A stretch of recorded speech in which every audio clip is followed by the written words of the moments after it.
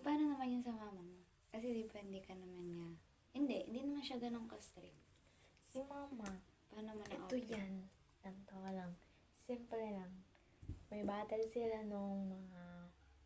Hindi ko alam. Basta may battle sila. Pinakaunang battle nila na papanoodin ko. Then, Tapos, pumunta kami sa tindahan. Dinaretso ko siya dun. Mama, tindahan nga po.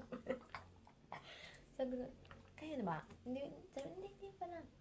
Mama, si Brian, manilig ako. Ayun. Alam mo din kung bakit ano? Nandun yung mga kaibigan niyo. Di mama.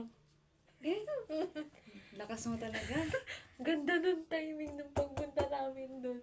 Hindi ka mapagalitan. Nandun yung mga kaibigan eh. Then, anong reaction? Wala naman. Kasi, birthday ni mama nun. Birthday ni mama nun. Kaya di na siya nakakatang. Okay. Angas naman ang timing nito. Sinadyan niyo ba yan? Or... Hindi namin yung pinalano. Mm. Ang pinalano namin. Pero aware siya na birthday ng mama mo. Ba't binati niya? Ano? Paano? Nalimutan ko na nga. Kaya yun. Hindi ko siya pinakalala. Tapos siya din nagpaalam. Sabi niya, Tita, pwede ko bang isama si Ellie sa laban namin? Ito ganyan. Ano yun? Pumala naman siya. Kahit hindi niya pa nakikilala si Bayan, pero pinayagan niya dapat. Diyos ko, mukha pa lang naman. Mukha namang ano. Mabait naman. Face card never decline. Hala. Ay, doon naman sa side niya. Sa side niya? Na ano? Paano ka pinakilala ganyan? Tapos, kailan? Ah! Nililigawan ka pa lang or kayo na? Ito yan. Yung side niya. Yung side niya kasi. Parang... Hindi pa ano. Hindi, ang tingin niya pa lang sa akin ng mga parents niya. Magkaibigan namin. Pero kilala ka na? Kilala na ako. Kasi may ginawa kasi kami. Yung sinabi niya may ginawa kami yung plano. Ganun. Nalaman naman ko yung Ay. sabi. Ano yun? May nabasa kasi sila eh. Na ba't tinatawag mo baby si Brian gato ganyan. Hindi po sabi namin hindi po plano po namin yung may kasi baka po may nangahack po sa niya sa account niya ni Brian. Ayan. Tapos wala na. Ayun, parang pinangunti-unti lang namin. Tapos ayun, hanggang sa nila kami. Okay naman. Sino nga nakaalam? Parents o kapatid? Wala ka bang something close? Sa kanya? Sa kapatid niya.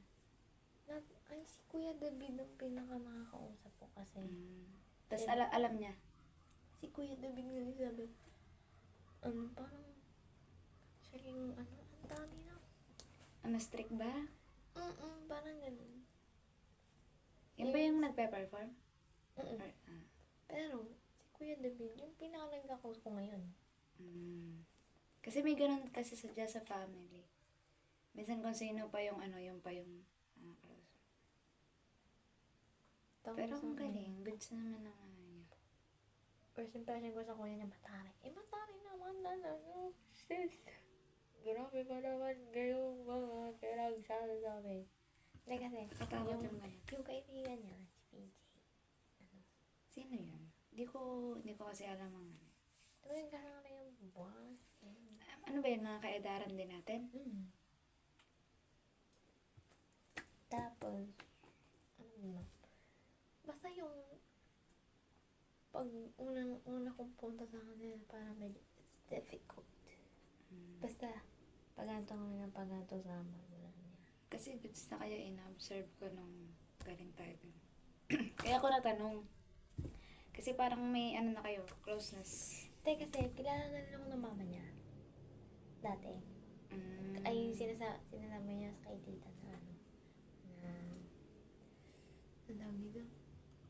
Parang twin niya na nga daw. Kasi parang magkamukha na kami talaga.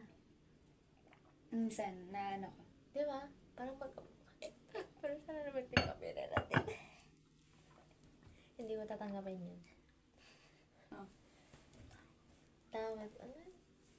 ba? Nung, di ba, sabi ko sa'yo last year, pinakalala niya ako kay tita. So, hindi pa kami nun magkano.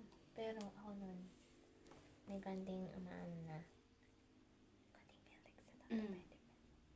Tapos, this year, pinakalala ko, kaibigan pa rin ng tuloy namin. Natatakot ako nun kasi yung issue nun, na-involve yung family niya, di ba? Napasakali din ako. Kasi sabi ni tita, hindi ba may nararamdaman mo lang po? Tapos, Kinausap ka ng ganun? Ano sabi mo? sabi ko, hindi po, wala po. Ganun. Ay, anong sabi ni Brian? Hindi siya umimek? For you? Hindi naman problema yun eh. Ha? Hindi naman Ano? problema yun. Hindi yung sinabi ni tita na hindi ba yun alam ng magulang mo na yung issue nga. Oo. Sa Eh, nasan damay. si Brian that time? Nandun. Hindi niya hinarang, hindi siya umimek. Like, parang, hindi naman involved si Ellie sa ganyan. Ay, oo yun. Ah. Nadamay lang at gawa Oo. nga ng PJ. Ay, yung PJ, aware yung magulang niya na yun ang pinagmulan. Yes or no, hindi ko din alam. Ay, wala ka na.